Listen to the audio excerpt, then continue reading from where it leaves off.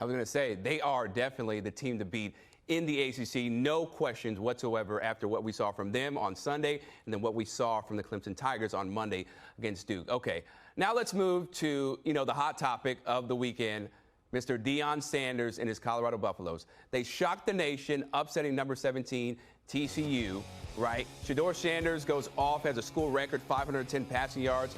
Travis Hunter playing both ways, 110 snaps, looking like an absolute dog on both sides.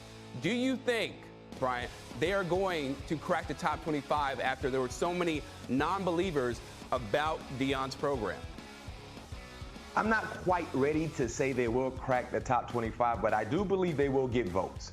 I do believe they will get some votes based on what they did on the road against, the 17th ranked team at that time in TCU. Like I said, going into their place, putting up 40-plus points. Their defense had some issues, but they made the stops when they needed to make the stops. And just finding a way to win in just the dominant fashion in which they put forth on the offensive side. You know what I mean? So I don't think they will crack the top 25. I think they will get votes. But clearly, if they continue to win and put forth the effort that they were able to put forth against the TCU Horned Frogs, it won't be soon. It won't be far away, I'll say, before we actually see them in the top 25. But I think it will be on the outside looking in, but will be some votes coming in their favor to be able to get in the top 25. Yeah, especially if they get their defense in order. I know they gave up 42 points to TCU, but if they can match their defense with the offense, yeah, they'll be in the top 25 sooner than later. Okay, so now the over-under win total, Bryant, has moved up to 5.5 wins. Are you going with the over right now for them?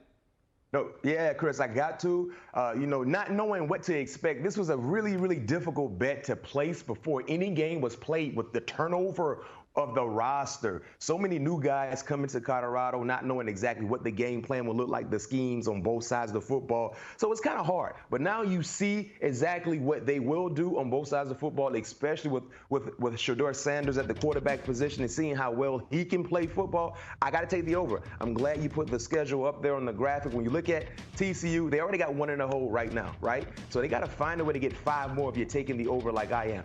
This Nebraska game, I know we didn't see a lot from Nebraska against Minnesota. Very, very low-scoring games. Some turnovers definitely played a part in them not winning. But this can really be a telling sign for us when you watch Colorado. Because will we see the same explosive nature from their offense that we saw against TCU, against Nebraska? Will their defense be better? Because one thing about Nebraska, they're night and day compared to TCU. Nebraska offensively, they're not a powerhouse. They're not an explosion-like offense that Colorado just witnessed with TCU. But Nebraska on the defensive side, they're more stout at the point of attack, especially in the trenches. So this might be it should be a tougher contest for Colorado, especially going against Nebraska's defense. But this will be a telling sign. And outside of that, they got Colorado State. I mean, I don't want to say you can chalk that up as a win, but you should. You got ASU. I understand they won last week. Didn't look really, really polished, but they found a way to win. Then you got Stanford,